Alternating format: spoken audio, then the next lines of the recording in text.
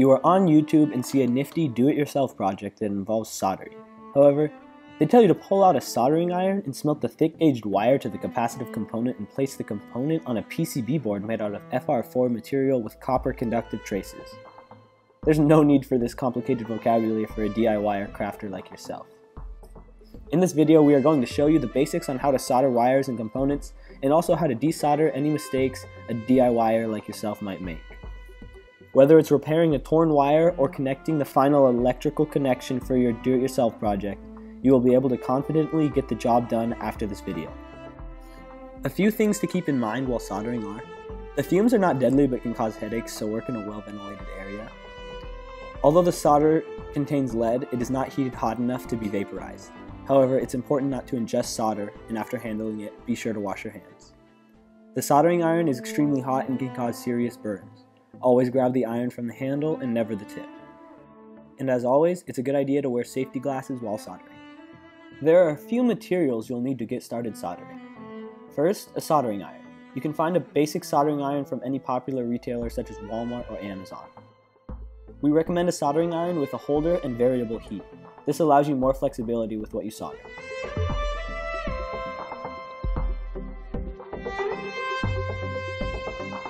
Next, a kitchen sponge. This is used for cleaning the tip of the iron. And of course, you will need solder. We recommend solder commonly referred to as 60-40. This is 60% tin and 40% lead. Also ensure that it has a rosin core. The rosin core prevents oxidization between metals. Wire strippers and cutting pliers are also necessary. These are used for cutting solder and leads to appropriate length and removing insulation from the wire. Tape allows the components to be held firmly during the soldering process. For desoldering, you will need the following: a solder sucker, used for sucking up the unwanted soldering when heated, and a solder wick, used for absorbing the unwanted soldering when heated. Any of the listed supplies can be found online through Walmart or Amazon. However, retailers like Home Depot or Lowe's will have the equipment needed as well. And of course, you'll need a project to solder. In this video, we will show you how to solder through-hole components and how to connect wires. Soldering can be a dangerous process and needs the appropriate environment to prevent any hazards and optimize the soldering job. An open, well-ventilated area is needed for soldering. A fan is recommended as the fumes from soldering can be strong. Also, when soldering, a sturdy counter and table is a necessity. Wobbling surfaces can be hazardous and lead to poor solder joints. Bright light is also recommended in order to check and work and prevent mistakes. Soldering should be done where one is able to concentrate clearly. To prepare for the soldering process, plug in and turn on your soldering iron and set the heat knob to medium heat. Let the soldering iron heat for approximately 5 minutes. In the meantime, grab a kitchen sponge and wet it. Squeeze any excess water out. Cut about 4 inches of solder off the roll. Place some solder on the soldering iron.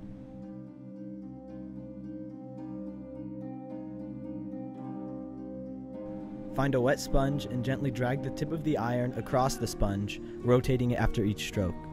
Do this multiple times until the tip of the iron is shiny, silver, and relatively smooth. This is referred to as tinning the tip of the iron. Once your soldering iron is tinned, place the iron back in the holder.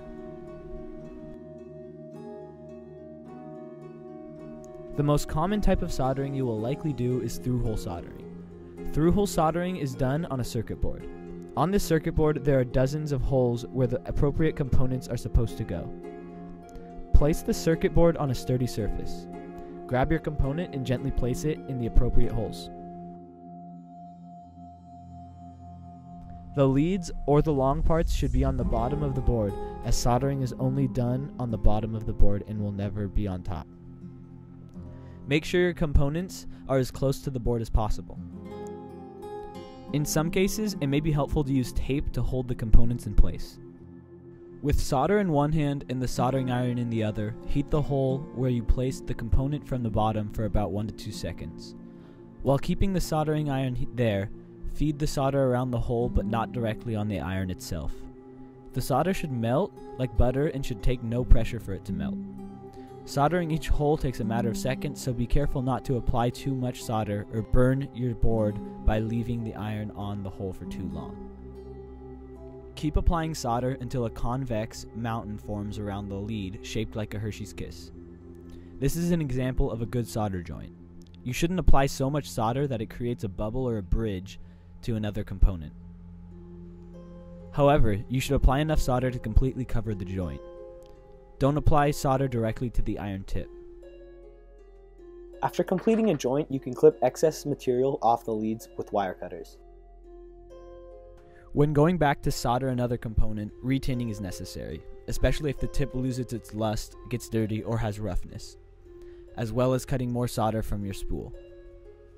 When you are done soldering, make sure to turn off the iron and let it cool for half an hour before putting it away. Wash your hands immediately and dispose of any excess solder appropriately. Another useful soldering skill is soldering wires together. The technique we'll demonstrate in this video is known as the lineman's splice. Start by stripping about an inch of insulation off the ends of the wires that you're going to connect. This can be done with a dedicated set of wire strippers or carefully with a box cutter.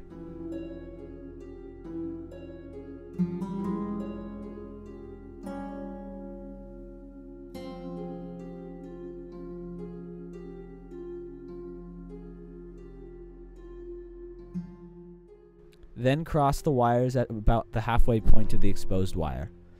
Wrap each end of the copper wire around the exposed copper of the opposing wire, twisting in opposite directions.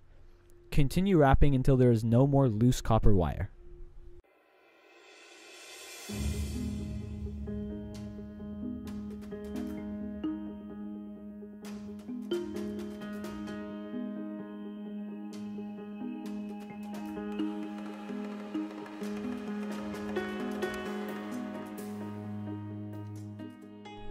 Using helping hands or tape to secure the wires while soldering can be helpful.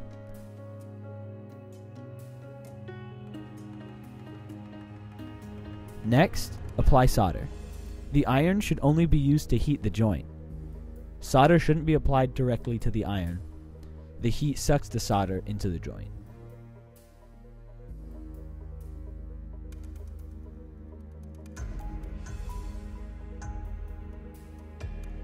The solder should thoroughly coat the wires, but not too excessively.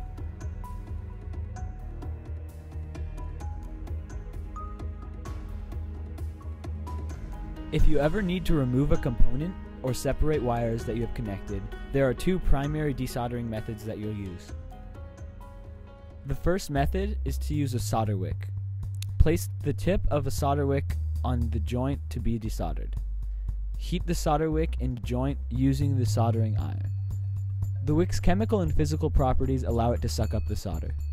After the solder is sucked up, it may be necessary to wiggle the lead of the component to break off the remaining solder. After removing solder from the joint, clip the used solder wick off. The second method is to use a solder sucker. Heat the joint to be desoldered until solder is fluid. Place the solder sucker on the joint and press the button on the solder sucker, allowing it to suck up the solder. It may be necessary to repeat multiple times with larger joints. You have learned the basic skills of soldering and desoldering, as well as the precautionary measurements that are needed with them. With this handy new skill of soldering under your utility belt, there is no DIY electrical project you cannot do yourself anymore. From making your own battery charger to fixing broken appliances, the basic soldering and desoldering techniques that you've learned will allow you to successfully create and repair any electrical connection.